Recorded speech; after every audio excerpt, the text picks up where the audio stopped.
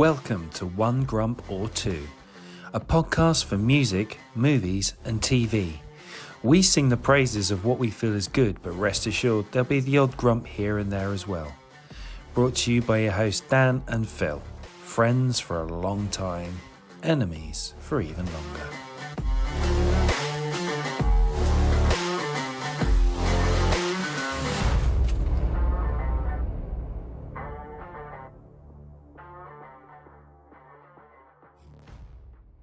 Hello and welcome to One Grump or Two.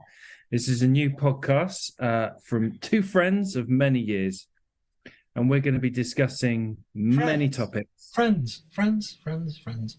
Okay, I'm just questioning that one, but continue, please. I'm glad after, 20 years you're questioning our friendship? Well, you know, that's how you want to start this podcast. You've got to challenge things that you've been thinking about for a while, but if it makes you feel warm and fuzzy, that's fine with me. It does. Our friendship does make me feel warm and fuzzy in ways that only a Care Bear could understand. Is that a Care Bear with a very disappointing, shameful look on its face?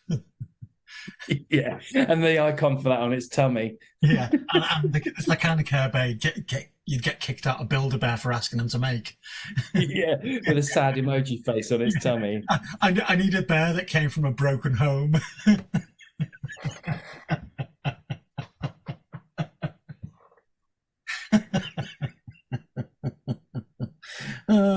Welcome to One Grump or Two.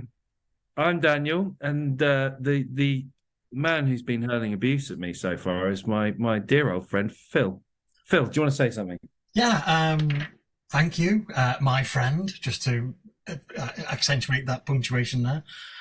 So One Grump or Two, two old men, one much older than the other one.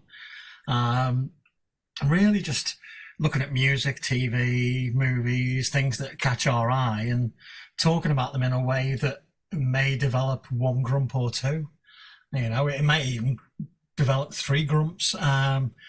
So we'll look at a couple of questions in each episode. And then at some point we'll get round to our second screen rating reviews for movies and TV. So basically what that means is how many times did you pick up your phone while you're watching it? So 0 second screens as it was enthralling, it captivated me, I stayed with it all the way, to 5, which is, boy, did I even watch that. So, so welcome. We will try to make that we don't have to use a bleep button, but if the odd one skips in, please bear with us. Yeah, bear with us, you mother funsters.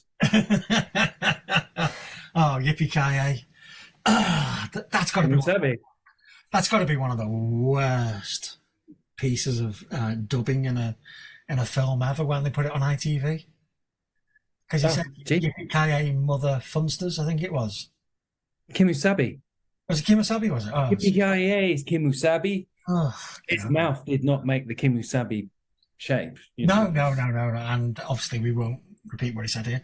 So we'll kick off with our first subject, the first question then. This might be a good one, but here we go. So, if Kurt Cobain hadn't died, would Dave Grohl still be in Nirvana? My take, and a brief take at that, is no, he wouldn't have. I think he would have. I think as Nirvana were developing towards Cobain's death, I think Grohl had already shown signs of his writing ability outgrowing the band. So I think the answer is definitely no. Yeah, this is an interesting one. Because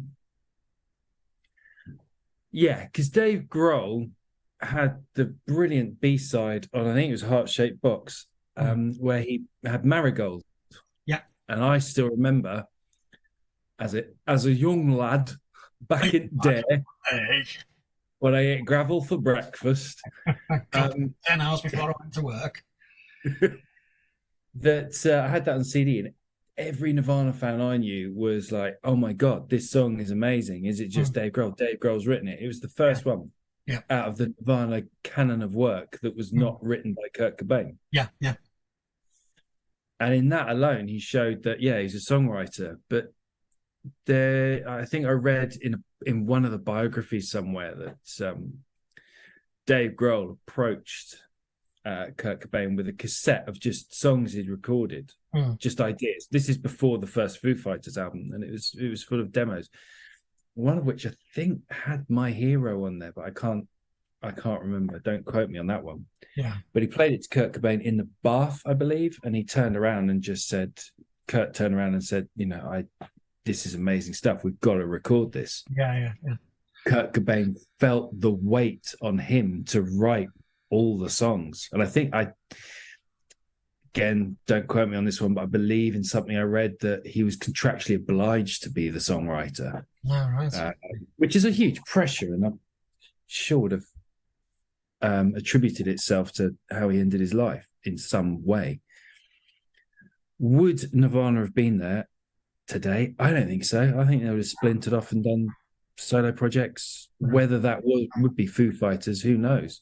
Yeah, I personally, I don't think, if Cobain hadn't died, I don't think the Foo Fighters would exist, because I think that was the catalyst. I think that they may have developed, because I know we were talking a while ago and you were mentioning that there was a rumour that Cobain wanted to do something more acoustic, maybe even folky. After the Unplugged album, that was the route. They're going to go more acoustic. Yeah, and I just wonder whether somebody like Cobain goes that far away from what made them popular and ever comes back from that, because he was obviously writing a lot of songs for the fans because they expected a particular sound and a particular tone. So, if he'd gone that far off centre, would he have come back and would the band have survived that? I just don't think so. I think, that they would have carried on for another couple of albums, then disintegrated, but we wouldn't have got the Foo Fighters and some of the collaborations that Dave Grohl's done since. I don't know about the collaborations, because I think when Nirvana were no more, he became a drummer to hire. He's on Everyone and Anything's album. Queens of the Stone Age, for example. I mean, that Songs of Death, in my opinion, is just one of their best. It's such a good album. But you look who you've got on that as well. You've got Mark Lanegan from, Screaming Trees and many other incarnations of bands. It's Mark Lanegan. He's just awesome, was awesome. And you've got Dave Grohl just smacking 7 bells out of those drums. How some of that stuff came about, I don't know. It's just insane. Yeah, it's interesting to think about. He became a drummer for hire, but very quickly got in bed with some other incredibly talented musicians. So you think about Taylor Hawkins, you think about the guys that are in the Foo Fighters now, and how much of their influence coloured how he went, because he could have joined Tom Petty and the Heartbreakers as their drummer. Yeah, well, yeah, that's what it was on in the in his biography, which is that was an interesting collaboration for a one-off, which was really good. If you've seen it, it's good fun. But that's it. It's good fun. Yeah. But yeah, he worked with Slash. He's worked with loads. But I think he would have always. It would have been a band. I don't think it would be the latest album from Dave Grohl. Yeah. I think he was always destined to outgrow Nirvana. Yeah, can see that. Yeah. I saw a really interesting, years back, a really good, interesting piece about where they would have all been. And one of them was, Kurt Cobain would have probably been around now writing sort of weird electronic music. In other words, he would have become Tom York. Or Moby. Yeah. Well, yeah. Yeah, I don't know. I think we never really know the true persona behind who you see on the stage or on the TV camera, and I just wonder whether his issues and the people that he surrounded himself with were just too much, and whether he would have gone acoustic and folky and kept on going that way.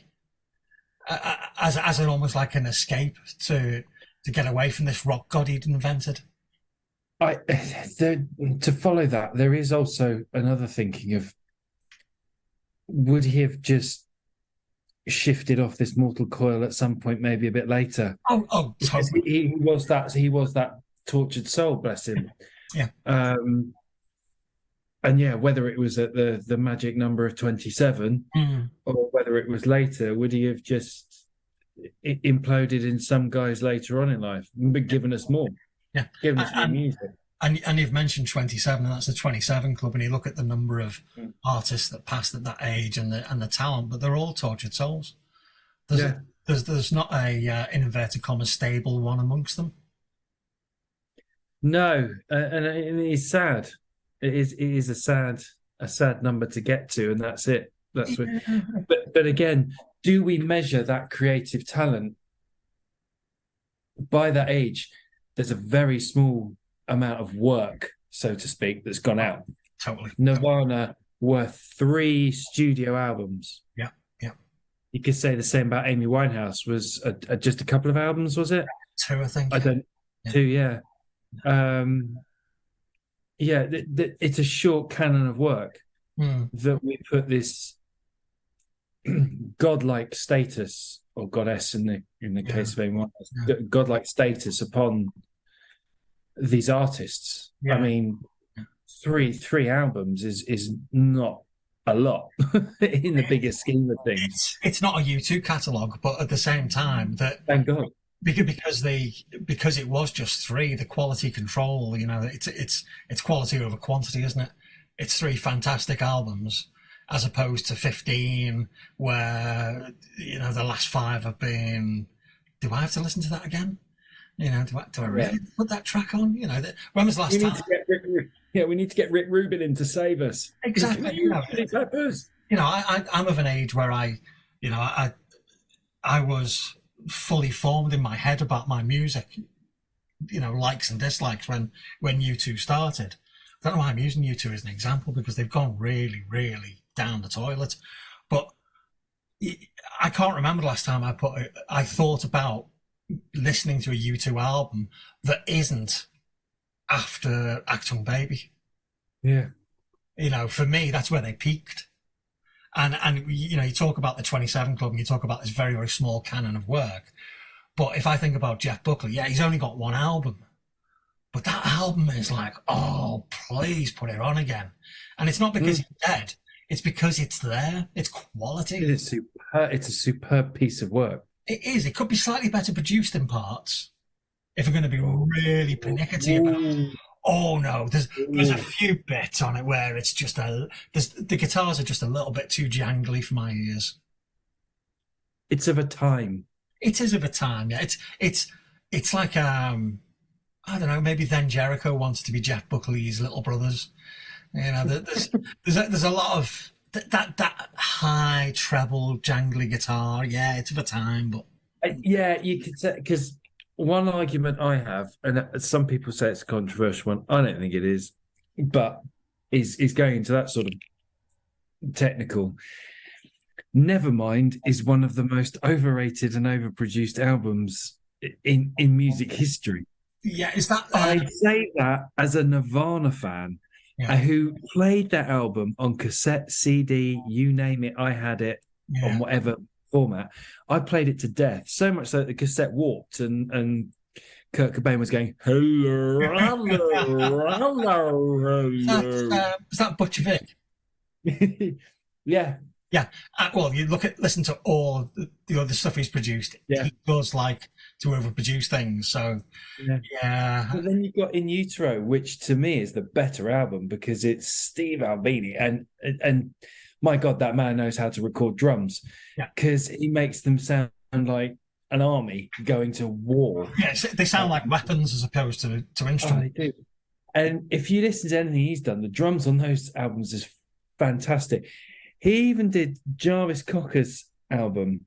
Was it his last solo as Jarvis Cocker? Anyway, he did that. And you listen to the drums and the musicianship on that, and it's raw. Yeah. And it's tub thumping raw. Yeah. So, In Utero, I think, is just that's what Nevermind should have been. Raw, guttural, Yeah. pure emotion. But the pressure from the record company at that time was to produce a monster hit because they were right on the crest of grunge. Get the biggest sound, get the biggest number of singles out there, get the biggest number of sales, and that needed big production. It had to be radio friendly, didn't it? The very opposite of what Cobain wanted. But that's what they got into. So before we kill the whole episode talking about Kurt Cobain, Nirvana, me throwing in U2, I do apologise, and even sneaking in Then Jericho, which, yeah, I can't even. Hello. What's that? That's your career down the toilet. Yeah. I can't even imagine the last time I thought of Then Jericho. So, unfortunately, Taylor Hawkins passed away recently. Foo Fighters now without a drummer. They did a couple of tribute concerts and had lots of guest drummers popping in for different tracks. So, question number 2. Who replaces Taylor Hawkins? We've spoken about this over text, haven't we, Phil? We have, yeah. And I said this is my embarrassing my embarrassing admission that I was saying, oh, Rufus Taylor, he's got the long flowing hair and he's a bloody good drummer. And you were saying, yeah, but he's got a load of Darkness gigs this summer. I'm going, oh, they can use them as warm-ups. And I didn't twig at all, and then I had this awful gut punch where I thought to myself, why did Dan say the Darkness? So after listening to the Darkness albums and being a bit of a fan, I looked up the names of the band members to find that Rufus Taylor's in the Darkness. So yeah, not my proudest moment, but hey, I'll admit to screwing up when I do. But yeah, so it was like getting a text the morning after a night out. Yeah, I got a text the next morning going, I've just realised who Rufus Taylor is. yeah. I was so focused on being Roger Taylor's son that I was like, yeah. So who can replace him from musically, because he was an astounding drummer, but also from a personality point of view, somebody that looks as though they fit there. They haven't just been plonked there. The sad fact, Rufus Taylor just fits the bill. It does, doesn't it? Yeah. It's so annoying. He really does fit the bill. Yeah. And having seen the Darkness live, not last December 4, 2021, damn it, they're fantastic. And he's such a good drummer live. And he's got the energy and the tub thumping capabilities to just slot nicely in. Yeah. He's younger, so he could bring some of that young energy that they talk about. Keeping up with the youth. Yeah.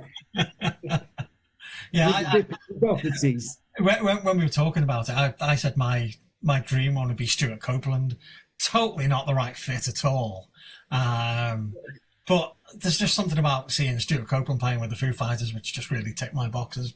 It's really good. I mean, Taylor Hawkins was a big fan and influenced by Stuart Copeland. Yeah. I'd love to see Foo Fighters do Roxanne. Yeah, I'm sure they have. They've covered so many songs. I'm sure they've done it at some point. Yeah, there was one drummer you mentioned when we were talking about it, and I think I spat my pint across the floor and called him something less than respectful. Yeah. Can you remember? God, who did I say? It wasn't Phil Collins. No, he played Monkey Wrench at the Travis Barker. Oh, Travis Barker, yes. Yeah, and I think I called him some kind of overrated cymbal smasher or something like that. Absolutely. Those were your exact words. Yeah, overrated cymbal smasher. Absolutely not. No. I'd put that up there with Nandy. Yeah, but the words escape me for how disappointed I would be if Travis Barker got that gig. Yeah. Yeah. I think I said the same with I said they could shock us all and Dave Grohl takes behind the drum kit. And what were your words about that? He's going to go all over Phil Collins, and I'm like, no, you just can't see. Technically it works, but it leaves such a gap of presence at the front of the stage. Yeah, it does. Yeah. It does. Yeah, but it'd be so funny to watch as he does a big filler. Yeah, I I think Well, than Phil Collins. whoever gets to the gig, I think you'll see Grohl maybe do more drumming and maybe do a bit of that singing and drumming at the same time. But the idea of losing him as a frontman to become a Cockney one-man band, no, it doesn't float my boat at all. That Man bands. well, it Loud out the barrel. it takes a load of skill to be able to drum and sing at the same time. And when Phil Collins was younger, after Peter Gabriel left Genesis and they had that transition time, he did it really, really well. But you watch him now, and I know he's had some ill health, but you watch it now and it does look like a Chas and Dave tribute, and and I'm sure somebody somewhere far more talented than us has actually done a Chas and Dave version of In the Air Tonight. I can feel it coming in the air tonight. Hold on. I'm sure somebody's done that somewhere. But Rabbit. Ever long. Yeah, I don't get it. I just, there's, what was that guy's name who did the other tracks? Was it Josh Freeze? I keep getting it wrong. Yeah, it's Freeze or Frez. Yeah, he just looked the part. So I think my vote would go to him. He is rumoured to be the one. Yeah. I think it's. I wonder if they'll have a rotating chair, a bit like Have I Got News for You? Have I got news for you? You're not that good a drummer. Next. Yeah, I don't know. I think a band of that size and with the fan base they've got, stability as being one of the main selling points, that they haven't rotated members. Mm-hmm. Love them or hate them, I'll throw another 80s band out. Duran. They've got the same old cronies they had when they started. What is it with you and dragging these bands out of retirement today? I don't know. It must be the kind of day I've had. I'm just like, okay, I'll go even older than Rolling Stones. They don't cycle through a lot of members until they get to the point where the members can't play anymore. Yeah, they've been through. Yeah, historically they've been through. That was my elbow. I thought you were going to say Bill Wyman's been through. Oh, I'll stop that conversation there. Yeah, that does ring to mind. Yeah, what I don't, and I'm sure many fans don't want to see, is that it becomes a saddening death knell, because when you've had that tight knit band for so long, that when a member goes, and this is unforeseen and just absolutely tragic, is that they can never be replaced. The Who is a good example of that. Is when Keith Moon passed. Roger Daltrey could not handle that at all, and it was the drummer from the Faces. I can't remember his name now. And they warred all the time in the sort of 80s time of the Who, to which now Daltrey has come out and said, "I'm really sorry.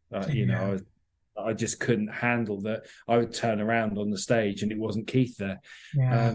I wonder if that's a potential question for another episode, where you say, is the Who an example of a band that should have stopped when one of the original members passed or left? Because I think we'll cover that in another episode, Phil, because that is a very, very good topic. Because all of their greatest work is with Moon. Yeah. I'm sure there'll be a Who fan out there that go, "Oh, don't forget about this song." And I'm like, well, I'm sorry I did. So that was quite interesting then. So we've covered 2 topics there. Dave Grohl, Nirvana, and then drummers and Foo Fighters. There's a theme, Philip. There's a theme.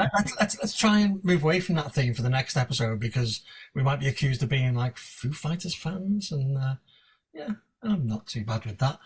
I mentioned in the intro that we're going to do some reviews, that we're going to use a second screen rating, 0 second screens. Your second screen, being your iPhone, iPad, insert mobile device here kind of thing. Other mobile operators are available. And it's really about how many times, if you're watching something, you pick up or go to that device. Something that's really, really captivating, you're not going to do that. So you're going to get a 0 second screen, 5, dreadful. So I thought I'd just kick it off with a couple of things that I've watched recently that would give me some observations about them and really give them a rating. But the first one is a film called The Menu. Now, a lot of people have been raving about this. I mean, seriously raving about it. Ralph Fiennes, Anna Taylor, Joy. Rafe. Yes, or Ralph, or whatever you want to call him. Nicholas. Sweetie darling, come on. Yeah, it's basically, there's a lot of people you recognise in there. Elite people going to this secluded island to eat with this elite chef. And all is not what it seems. I'm going to give it a solid 4 second screens because my God, was it awful. The only thing I can equate it to, and this is kind of like a foodie reference, is that The Menu was the cinematic equivalent of Salt Bay. It was just all show and no substance. Now, somebody out there is going to argue with me. I know Empire and The Guardian and the righteous reviewers have all gone, "Oh, this is so good." No, they all sound like a member of South Park. Yeah, no, no. It just wasn't good. Second one I watched recently was one on Netflix, which is called The Good Nurse. Jessica Chastain, Eddie Redmayne. I'm going to give it. I'll give it 2 because it was good. It was good, but there is one caveat to it being good, and this is Here we go. This is one of the weirdest things I think I'm ever going to say, and I have been known to say a few weird things every now and again. Here we go. Yeah, buckle in.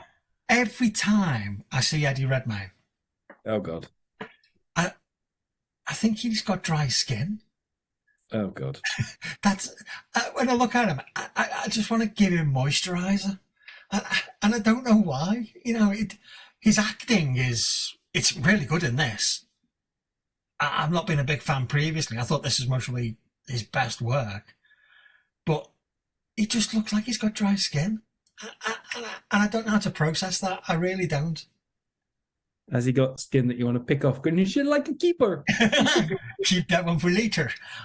No, it's I don't know. Maybe he's got some kind of pout that makes it look as though the side of his mouth. I don't know. He looks like one of these guys, when you have an argument, they get that white little bit of foam at the corner of the mouths. Looks like one of those guys, and he's like, I don't know. So it's the weirdest observation. We should really look at the piece of work. Is it art? Is it worthy? Is it entertaining? Is it spooky? Is it funny? But all I get from him is moisturize, man, please. You've said some weird stuff in our time, but to be controversially cynical of a film, because someone looks like they need a little bit of self-care in the skin region. I'm sure he has wonderfully soft skin. I'm sure he has. He's a man with some money, so I'm sure I don't know what it is. Maybe it goes back to something in my childhood, or yeah, I was going to say, I think it's not we need to explore the film or Mr. Redmayne. I think we need to explore you, Phil. Yeah, it's in the couch. Tell me about your childhood. Yes. Did your mother not use moisturizer? Yes, it puts the lotion in the basket. Or he gets the hose.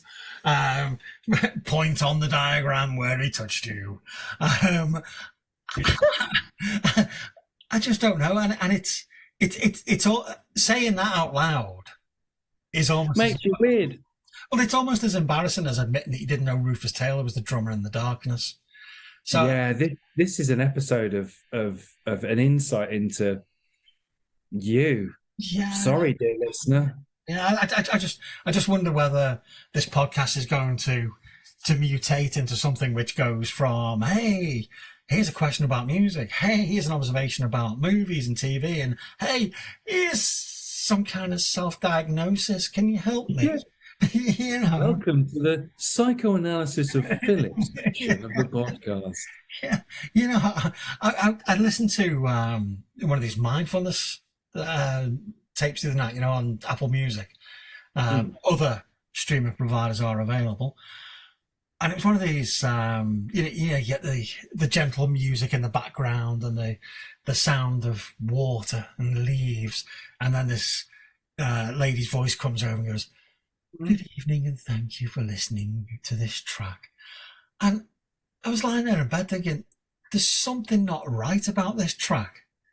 And I couldn't put my finger on it. So I took it to one side to my wife and said, "Joe, have a listen to this."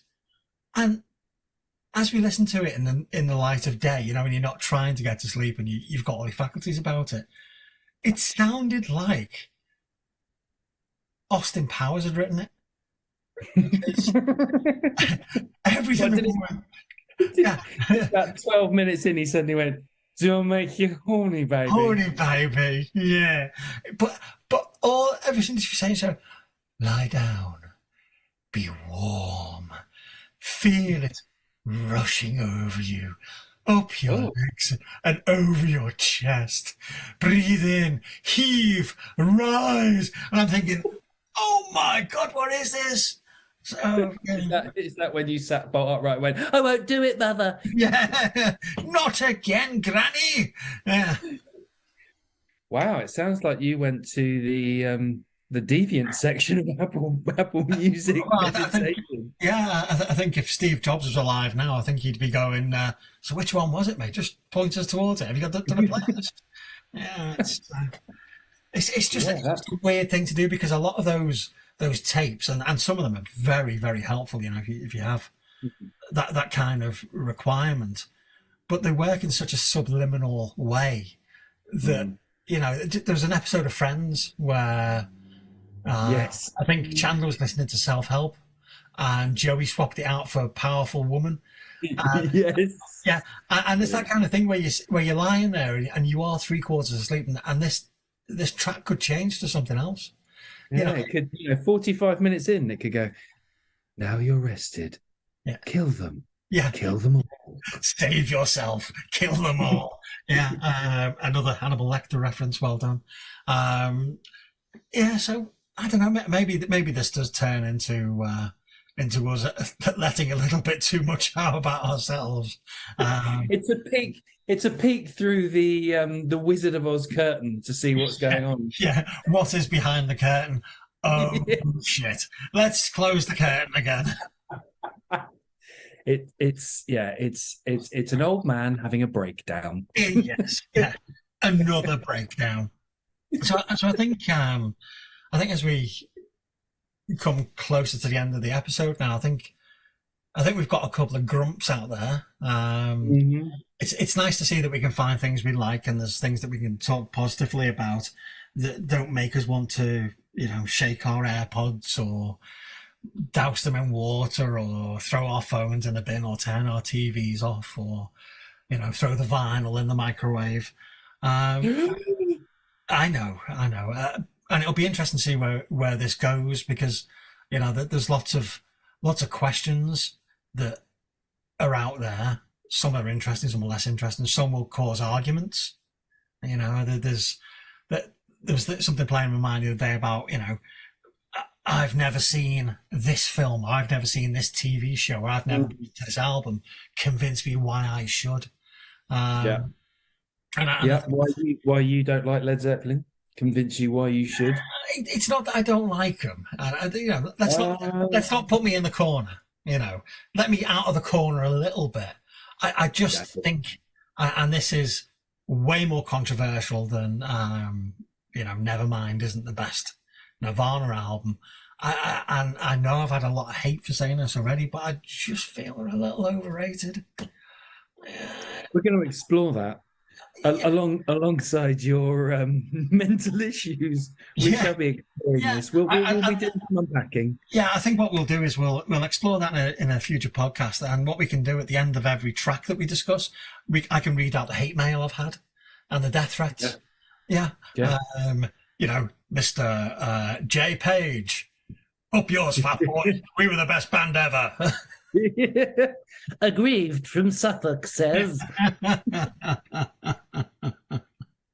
So, what will you be doing between the end of this episode and the start of the next episode? Have you got any new music you'll be listening to, or anything that you're really keen to watch? Apart from celebrating another year around the sun, hey, I will be. Yeah, I'm probably going to actually unwrap. That's a really bad sentence. Yeah. I'm probably going to actually. I will be taking the cellophane off the signed Gaz Coombs album, his latest. Fantastic. After I saw him do an in-store at Rough Trade in Bristol the other week, Yeah. and met the man, and a little story about that one. Yeah, when you meet your heroes, Yeah. try and have something ready to say. I completely clammed up, and he went to sign the records and he goes, "Hey, how you guys?" No, wait, good.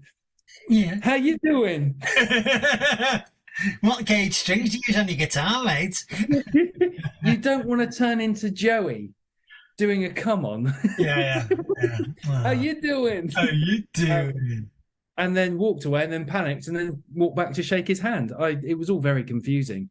When you meet, someone that you've admired since the first. I met Michael Moore, the film director. Yes. Fahrenheit 9/11 and Bowling for Columbine. I met him in New York. I was walking down 7th Avenue, and he was walking up, and he's very, very tall, and he's a heavy set gentleman as well. And I went, "Oh my God, it's Michael Moore!" And as we're kind of crossing paths with each other, we made eye contact, and all I could say was, "Love your films." That was it. Love your films. And he just looked at me like, "You had one shot. You had one job. And all you could do is what everybody else says." We could have had a conversation here. We could have chewed the fat about, your favourite moment in one of my films, or I could have told you about my favourite film, but all you could say was, "Love your films." Yeah, so, yeah, you're right. When you get an opportunity to meet your heroes, prepare. Oh God, yeah. I mean, if he was still alive today and I met David Bowie, I would probably just cry and bend down on my knees and go, "You're not worthy." Thank you for Mars of Life. I mean, Life on Mars. Oh God, Thank you for heroes. They're so tasty. Oh shit, you didn't do that, did you? You did the song. Yeah. Well, between the end of this episode and the next episode, I'll be going to Build-A-Bear, because I really want that ashamed teddy bear from a broken home.